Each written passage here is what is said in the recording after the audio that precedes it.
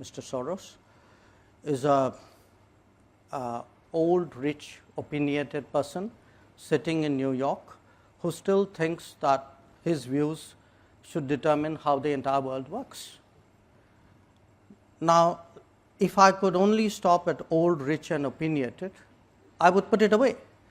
But he is old, rich, opinionated and dangerous, because what happens is when such people and such views and such organizations, they actually invest resources in shaping narratives. I spoke about globalization.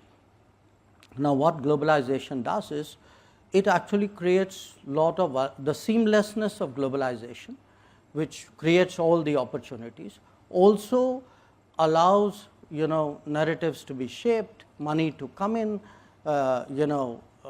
foundations to go about their agenda. Now, in this particular case, it is very clear that he has very strong political preferences.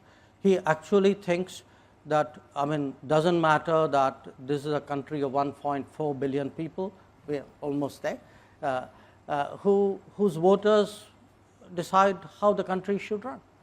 He actually thinks, well, if, and again, I cite him as an extreme example, okay, but there are other, manifestations of this in different countries, where people like him think an election is good if the person we want to see wins. If the election throws up a different outcome, then we actually will say it's a flawed democracy. This to my and the beauty is all this is done under the pretense of advocacy of open society, of transparency, etc.